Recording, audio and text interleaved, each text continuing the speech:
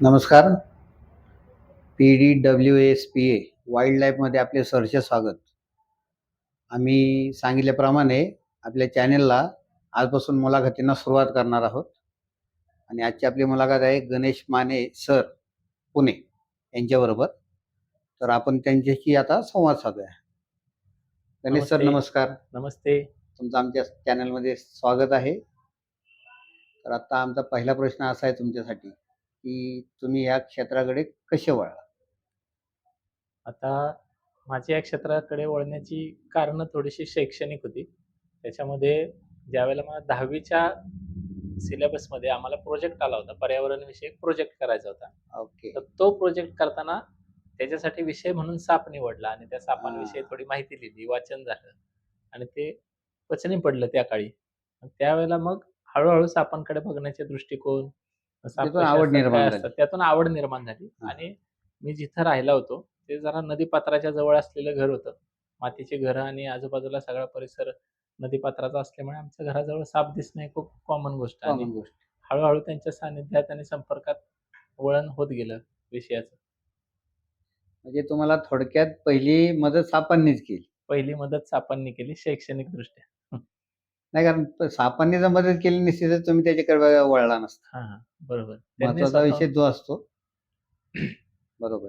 आणि आम्हाला असंही समजलंय की मग त्यानंतर तुम्ही एक गोष्टीमध्ये अभ्यास करत गेला. माझ्या अंदाजानं तुम्ही राजगड, तोरण्यावरती पण फिरायला आलेला हो, होता हो.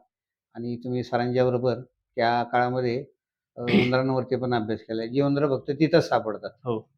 त्याच्याविषयी काय माहिती सांगताल? तर आपल्या राजगड, वेल्हा जवळपास भोर तालुका असेल, वेल्हा असेल, ह्या सगळ्या परिसरामध्ये आम्ही सिंहगडपासून सुरुवात केली आणि खाली साताऱ्यातल्या वाई पाचगणीपर्यंत आम्ही प्रवास चालू ठेवला.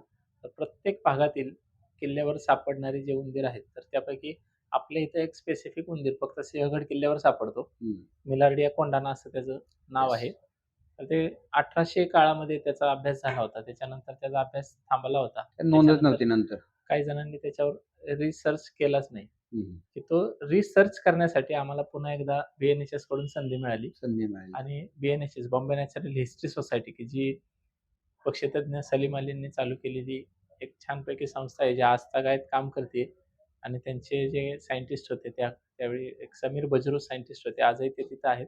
तर त्यांच्यासोबत मला त्यांना असिस्ट करण्याचा चान्स मिळाला आणि ते करत असताना मला ते मग सगळे उंदीर बघायला मिळाले.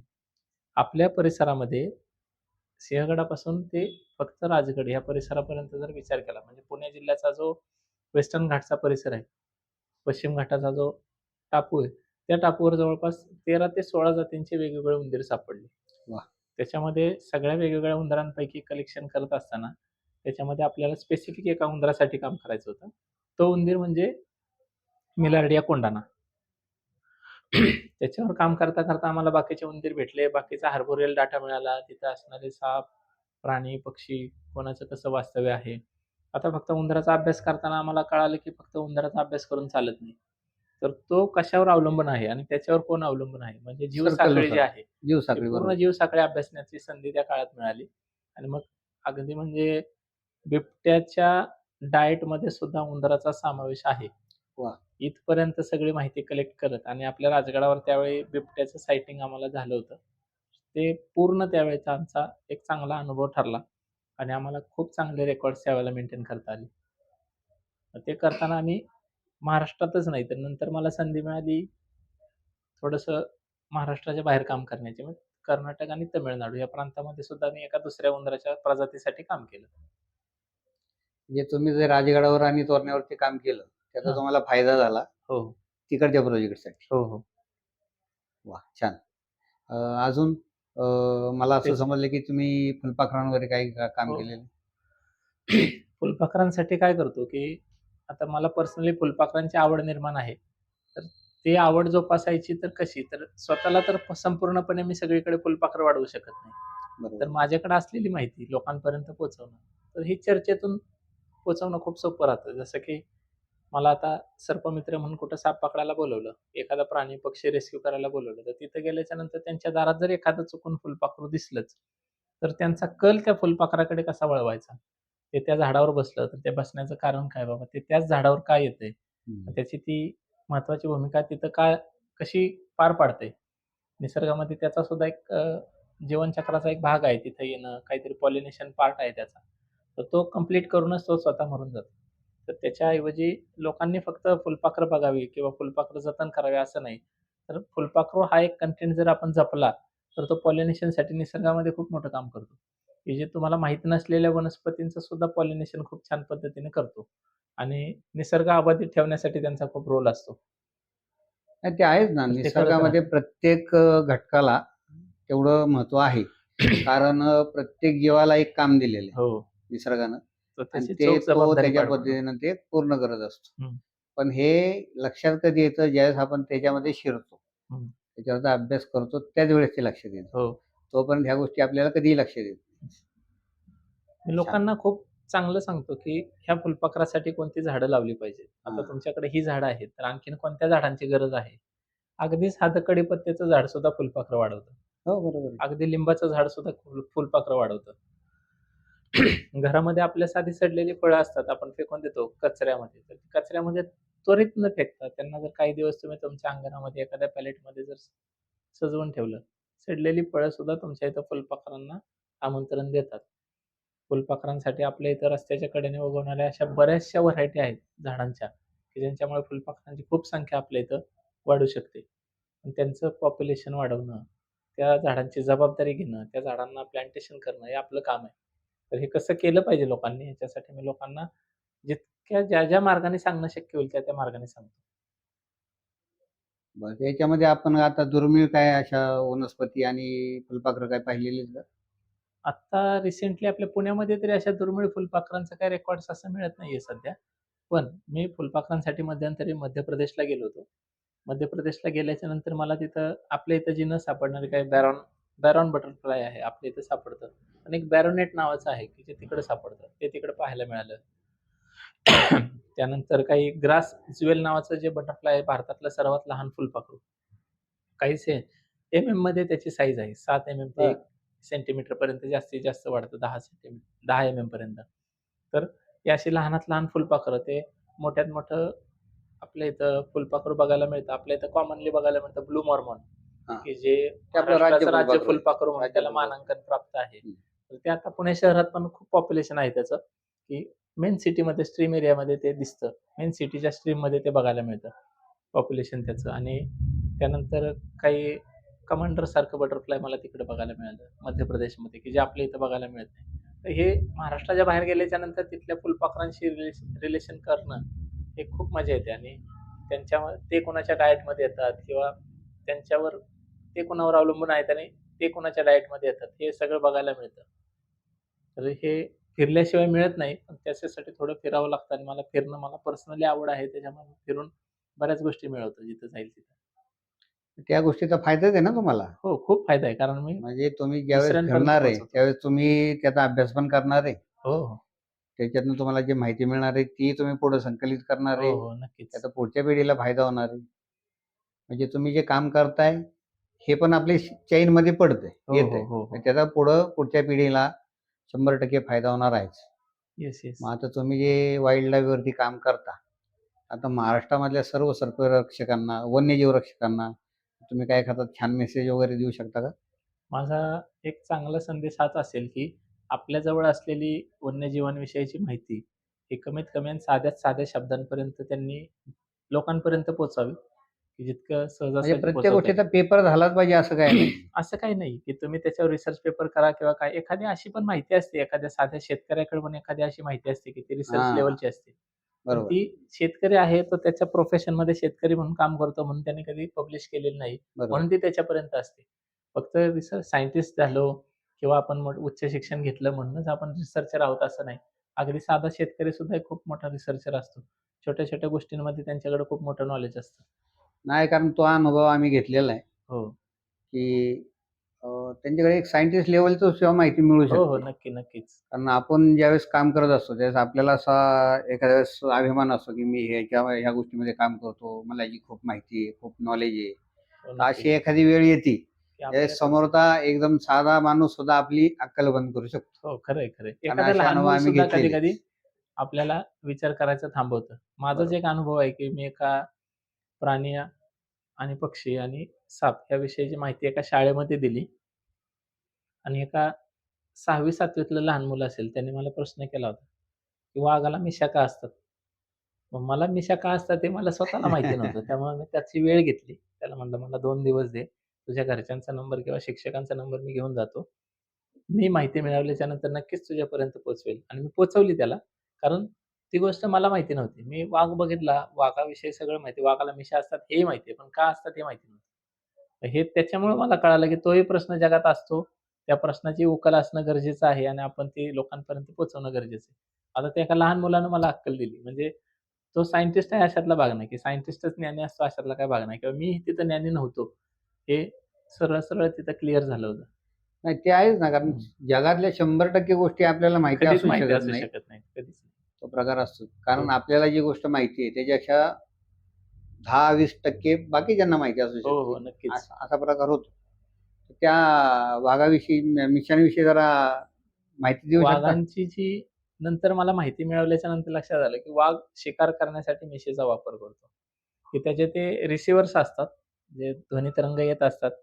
त्या ध्वनी तरंगांचे रिसिव्हर्स असतात आणि त्या रिसिव्हर्समधून तो ठरवतो, की अंधारामध्ये शिकार माझ्यापासून किती अंतरावर आहे. मग ती लहान असेल किंवा मोठी असेल किंवा तो झोपलेला जरी असेल, तरी त्याचे रिसिव्हर्स काम करत असतात. ते झोपलेले नसतात, की त्याच्या जवळून जर एखादा दुसरा प्राणी किंवा सरीसृप काही जात असेल, तर तो एका सेकंदासाठी स्वतःची मान उचलून त्याच्याकडे बघेल आणि परत झोपेल, की त्याला त्याची गरज असतेच आणि तो त्याचा वापर पूर्णपणे करतो. आता माणसाच्या मिशन त्याच्या मिशनमध्ये नक्कीच फरक आहे. हां, नाही, फक्त नाही ते त्याच्या आहे. मिशन त्याच्यासाठी रिसीव्हर म्हणून काम करतात.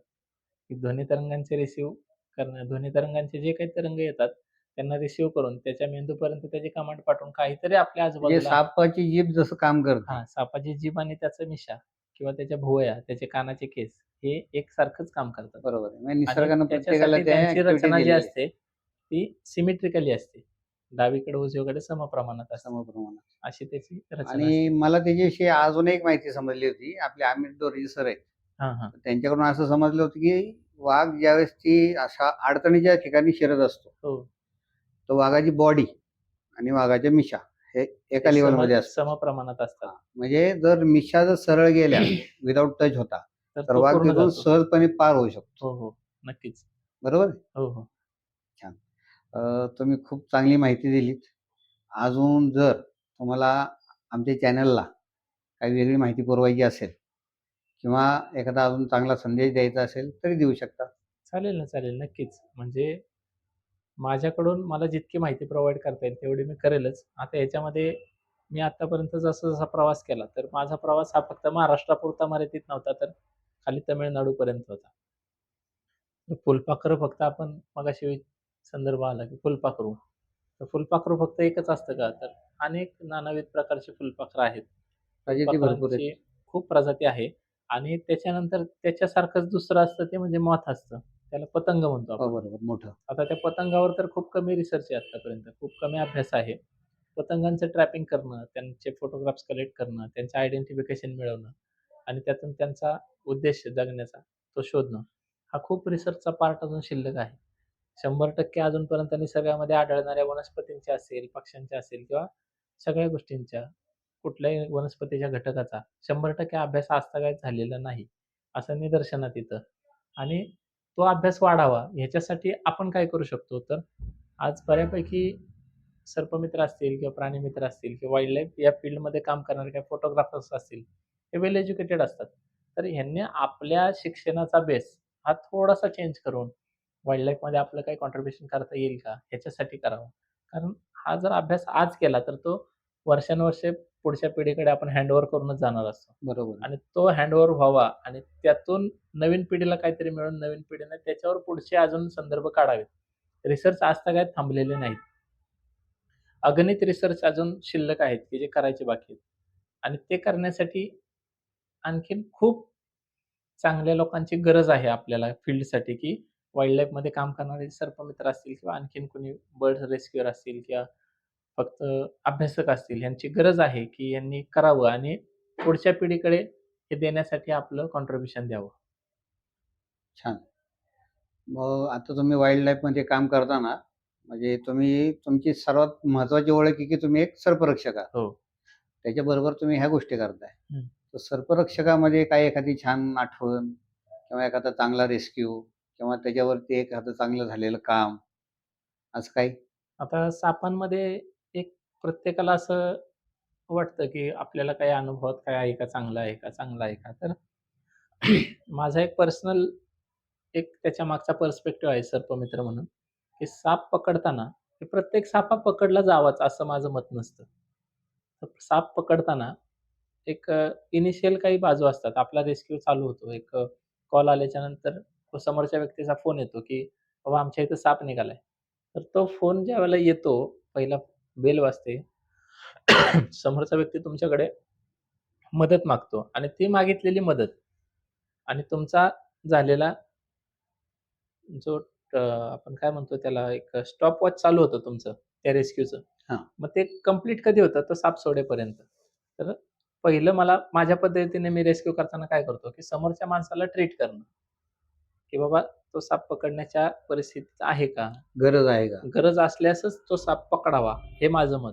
बरोबर. त्याच्यानंतर तो पकडल्याच्या नंतर मी त्या लोकांशी कन्सल्ट करतो, की हा जर साप मनुष्यवस्थित सापडतो, तर हा साप लहानाचा मोठा मनुष्यवस्थित झालेला असतो. बरोबर आहे. याला जर तुम्ही जंगलात नेऊन सोडलं, तर ह्याचे प्रेडेटर्स तिथं असतात.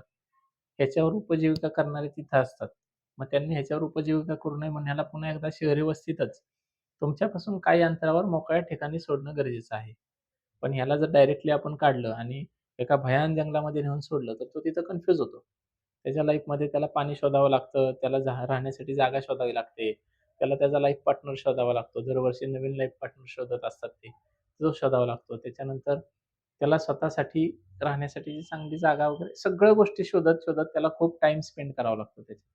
त्याला पुन्हा एकदा स्वतःची सगळी लाईफ सायकल ते रिस्टोअर करावी थोडक्यात ते लागते. सर्व्हाइव्ह करणं अवघड जातं त्याला. खूप अवघड जातं. जर शहरातून अचानकच त्यांना त्यांच्या रेडिएशनमधनं बाहेर काढलं तर. बरोबर.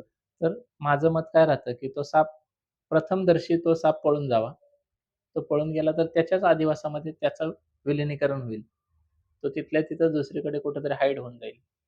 सेकंडरी पार्ट असतो, की लोकांची परवानगी घेऊन शक्यतो तिथल्या तिथं साप सोडता येईल का? त्याला परत तिथे हां. प्लांटेशन करणं. त्याचं आहे त्या जागेवर अधिवासामध्ये त्याला रिप्लांट करणं हे आपलं बरोबर. काम होईल का?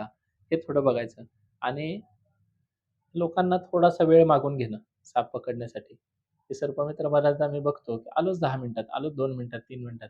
तर हा थोडा वेळ वाढवावा सर्पमित्रांनी असं माझं मत आहे. कारण तेवढ्या वेळामध्ये कदाचित तो साप त्याच्याच अधिवासामध्ये पुन्हा निघून गेला तर. निघून जाऊ तो शकतो. त्याच्यासाठी जास्त चांगला पार्ट असतो. आपण पकडून आणण्यापेक्षा. आपण पकडून आणल्याच्या नंतर आपण सर्पमित्र म्हणून आपली जबाबदारी राहते, की सेफली रेस्क्यू केला पाहिजे. मग त्याच्यामध्ये पायामध्ये बूट असतील, जीन्स पॅन्ट असतील किंवा जाड कापडाची पॅन्ट असेल. त्यानंतर रात्रीच्या वेळी करत असाल सापाचा रेस्क्यू तर तुमच्याकडे टॉर्च असाव्यात, टॉर्च हेड टॉर्च असावी. असाव्यात. तुमच्याकडे एक्स्ट्राच्या बॅग्स असाव्यात, स्वतःच्या स्टिक्स असाव्यात. स्टिकमध्ये सुद्धा मल्टिपल स्टिक वापरत असाल तर चांगली गोष्ट आहे. हुक स्टिक तर कंपल्सरी पाहिजे प्रत्येकाकडे. त्याच्यानंतर अगदीच भीती वाटत असेल तर टॉंग स्टिक वापरावी. तर ह्या ज्या बेसिक म्हणजे गरजेच्या गोष्टी स्वतःची आहेत, काळजी घेऊन तुम्ही ते स्वतःची काळजी घेऊन वाईल्ड करा लाईफचा आणि ते करत असताना काय राहतं, की आज साप वाचवण्यासाठी आपण किती लगबगीने तिथे जातो, त्यापेक्षा आपण किती शांततेत त्या गोष्टीला सामोरं हँडल जातो हे करतो. महत्वाचं आहे. ते महत्वाचं. आपण तिथली पॅनिक सिच्युएशन पहिल्यांदा हलवून टाकायची. हं. तिथं खूप पॅनिक झालेले असतात, तर त्यांना पॅनिक सिच्युएशनमधून बाहेर काढणं, त्यांना रिलॅक्स करणं, त्यांच्याशी हसत-खेळत संवाद करणं. त्यानंतर ती लोकं थोडीशी रिलॅक्स होतात आणि ते रिलॅक्स झाल्याच्या नंतर साप पकडणं सोपं जातं. अगदी बरोबर. गर्दीच्या ठिकाणी 100 लोकं साठलेली आहेत आणि त्यांच्यामध्ये जाऊन साप पकडायचं म्हटलं तर सर्पमित्राला बऱ्याचदा स्नेक बाईट होतो. बरोबर. हे खूपदा घडलं असतं. तर हे होऊ नये याच्यासाठी गर्दीवर कंट्रोल कसा आणायचा?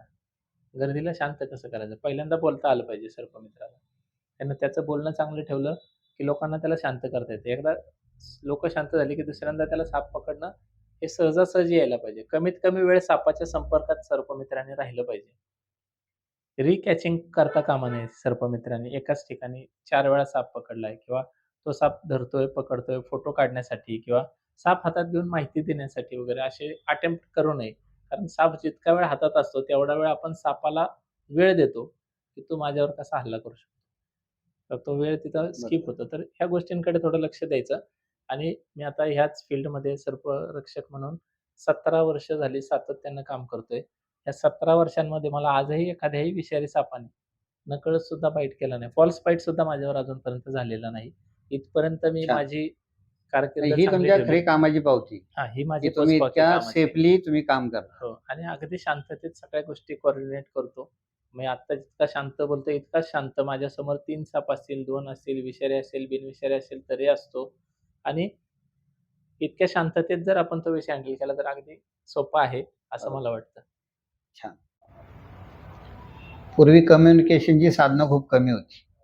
पण आत्ताच्या जगामध्ये कम्युनिकेशनसाठी खूप खूप साधनं वाढली. खूप हो. साधनं झालेली आहे. सहजता वाढली. हां, तर त्याच्यामध्ये आता आपले मोबाईल असतील, चॅनल असेल, हं, Facebook असेल, WhatsApp असेल, तर याच्यामुळे आता नवीन सरपंच मित्रांचं खूप पेव फुटलेलं आहे आणि खूप चॅनल सुद्धा आलेले आहेत. तर त्याच्याविषयी काय माहिती सांगू शकता? आपल्या इथं जसा ट्रेंड येतो तसं लोकांना व्हायला आवडतं. तर व्हिडिओग्राफ असतील किंवा रील्स असतील किंवा काही आता नवीन ॲप्स आलेत काही. Snapchat नावाचं एक ॲप आहे काहीतरी. मी अजून पाहिलं नाही. त्यानंतर WhatsApp तर माहिती आहे मला. मला त्याच्यावर स्टेटस ठेवता येतो आपल्याला. हां, ते हां, तर ते स्टेटस स्टेटस ठेवण्यासाठी Instagram असेल, त्या Instagramच्या रील्स करण्यासाठी, YouTubeच्या रील्स करण्यासाठी, भरमसाठ लाईक मिळवण्यासाठी, त्यानंतर काही कमेंट्स असतील आणि पॉप्युलेशन म्हणजे पॉप्युलरेशन त्यासाठी हां, त्या पॉप्युलर म्हणजे होण्यासाठी जे लाईक आणि काही कमेंटसाठी हां, सध्या खूप सापांचे हाल होणे हाल होतात किंवा बऱ्याचदा असे बघायला सरपंच मिळतं. मित्र आम्ही पाहिलेले आहेत, ज्यांना खूप माहितीही नाहीये, तरी हां. सुद्धा त्यांचे चॅनल आहेत. हो, हो. तर त्यांना तुम्ही काय तर हे ॲडवाईस देऊ शकता? प्रसिद्धीच्या मागे न लागता आपण आपल्या विषयाला म्हणजे आपला विषय काय की जीव वाचवणे याच्यावर जास्त फोकस करावा. प्रसिद्धी मिळवता येते. आज तुमचं काम चांगलं असेल तर निश्चितच तुम्हाला मिळते. प्रसिद्धी अख्ख्या जगभर मिळण्यापेक्षा तुम्ही ज्या भागामध्ये राहता, तिथं तुम्हाला जास्तीत जास्त मिळणं गरजेचे आहे आणि ती प्रसिद्धी अशी असावी की तुम्हाला तुमच्या भागातून ज्यावेळेला तुम्ही एखाद्या विशिष्ट एरियामध्ये राहता, तो तुमचा कुठलंतरी एक नगर असतं, कुठलातरी वाडी असते, वस्ती असते. तिथून इतके तुम्हाला रेस्क्यू कॉल फ्रिक्वेंटली यायला हवेत, की जेणेकरून तुमच्यासाठी बाहेरनं कोणी येऊन तुमच्या इथलं साप पकडून घेऊन जाणं, म्हणजे हे तुमच्यासाठी थोडंसं कमीपणाची बाब असते आणि आहे सुद्धा. आणि तुमचं नेटवर्क चांगलं तुमच्या एरियामध्ये ठेवा, जगामध्ये ठेवण्यापेक्षा. तुमचं नेटवर्क WhatsApp आणि इतर चॅनल्स हँडलिंग करण्यापेक्षा तुमच्या परिसरामध्ये जास्त चांगलं असणं गरजेचं आहे. आणि तिथं तुम्ही जास्त पॉप्युलर व्हा. त्या लोकांना तुम्ही कळू द्या काय काम करता आणि तुमचं काम त्यांच्यापर्यंत पोहोचलं निश्चितच तुमच्याकडून जास्तीत जास्त साप वाचवण्याचं कार्य होईल. पण सापांचे हाताळणी करत असताना व्हिडिओ करणं हे बंद करा. हे माझं सर्वात महत्त्वाची विनंती आहे सर्व सर्पमित्रांना, की सापाची माहिती देत असताना साप हातात असावाच, असं काही एक धोरण नाही. तुम्ही एखादी इमेज कडेला फ्रेममध्ये मॅनेज करून तुम्ही फक्त सापांविषयी माहिती देऊ शकता साध्या पद्धतीनं. ती अगदी समर्पक ठरू शकते. साप हातात घेऊन आपल्याकडून बऱ्याचशा चुका होतात आणि आत्ता YouTube सारख्या चॅनलला जर तुम्ही सर्च केलं, तर खूप लोकांना साप पकडताना हातात असताना बाईट माहिती झाली. द्यायच्या भानगडीमध्ये बाईट झाल्याचे चान्सेस खूप आहेत. खूप नाही साप चावलेले झालेले आहेत पण आहेत. आणि खूप व्हिडिओ पाहायला मिळतात आणि एव्हिडन्स तसेच आहेत बऱ्याच लोकांकडे. साप कसा चावला ह्याचा एव्हिडन्स सुद्धा मिळतो. म्हणजे तो एव्हिडन्स मिळतो का? कारण तुम्ही कॅमेऱ्यासाठी साप पकडता. तुमच्यासाठी कॅमेरा नसतो, तर कॅमेऱ्यासाठी तुम्ही असता. हे धोरण पहिलं बदला. बरोबर. हे महत्वाचं आहे. ओके. तर प्रेक्षकाहो, आपल्याला गणेश सरांनी खूप चांगल्या प्रकारे माहिती दिली. तर या माहितीचा आपण नक्की याच्यामध्ये आपल्या वाईल्ड लाईफमध्ये वापर करताल आणि जर काही तुमचे प्रश्न असतील, तर आम्हाला नक्की कळवा. धन्यवाद.